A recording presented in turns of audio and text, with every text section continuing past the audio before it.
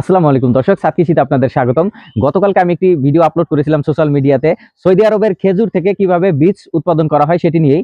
যে জাত নিয়ে আমি মূলত কাজ করতেছি সেটা সৌদি আরবের একটি প্রসিদ্ধ একটি জাত, সুগাই নামে যে জাতটি রয়েছে সেটি নিয়েই। বেসিক্যালি আমি গতকালকে যে ভিডিও আপলোড করেছিলাম সেই ভিডিওতে আমি খেজুরের যে কিভাবে এটা জার্মিনেশন করা হয় সেটি নিয়ে কথা বলেছিলাম। তো প্রাথমিক পর্যায়ে সেটাকে আমি পানিতে ভিজিয়ে রেখেছি, বলেছিলাম যে 3 দিন পরে সেটাকে আবার জার্মিনেশন করে তারপর আপডেট আপনাদেরকে জানাবো। সো আজকে বেসিক্যালি সেটাই আপনাদেরকে দেখাবো। 3 দিন হয়ে গেছে। সো আজকে আবার আপনাদেরকে এটা দেখাবো যে এখন আমার যে খেজুরের যে বীজ সেটা কোন পর্যায়ে আছে আর এটাকে এখন কি করতে হবে সেটি নিয়ে বেসিক্যালি এখন কথা বলবো। সো ক্যামেরাটা একটু ক্লোজ করো, দর্শকদের একটু দেখাও।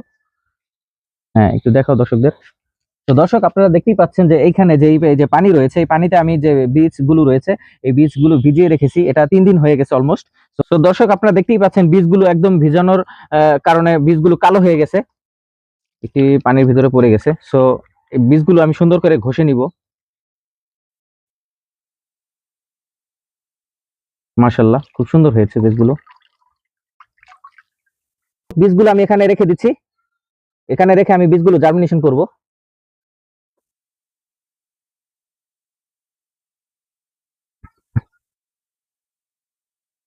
এখানে কোনো বীজ রয়েছে, এই কোনো বীজ এনে জার্মিনেশন করব।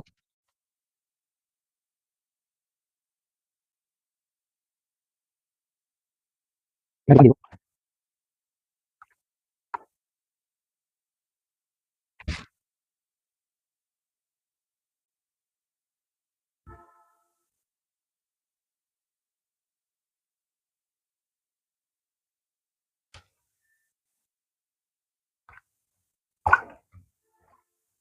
সো দর্শক, আমি এখানে দুইটি আপনার টিস্যু দিয়ে আমি এখানে এটা মুড়িয়ে নিচ্ছি।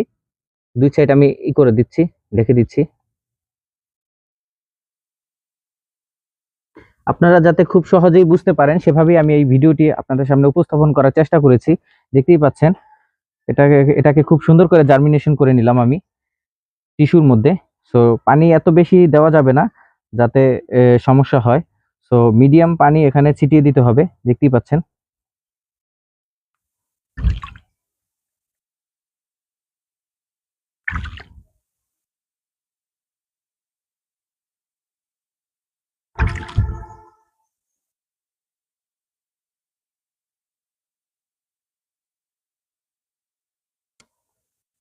টিপ দিয়ে পানিটি বের করে দিচ্ছি। আমার মোটামুটি জার্মিনেশন করা শেষ। এখন আমরা এটি একটি পটে রাখবো যেখানে কোনো আলো বাতাস পাবে না।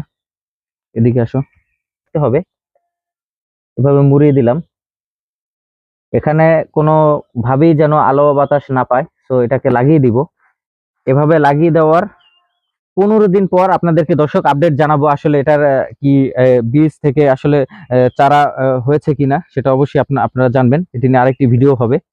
তো দর্শক, আপনারা দেখতেই পেলেন যে কিভাবে আমি এটাকে জার্মিনেশন করলাম। সো নেক্সট কোনো ভিডিওতে আবার আপনাদের সাথে দেখা হবে আফটার 15 ডেজ। সো আপডেট আপনাদেরকে অবশ্যই জানাবো। সবাই ভালো থাকবেন, সুস্থ থাকবেন, সবার সুস্বাস্থ্য কামনা করে আজকে এখানেই বিদায় নিচ্ছি। আসসালামু আলাইকুম ওয়া রাহমাতুল্লাহি ওয়া বারাকাতুহু।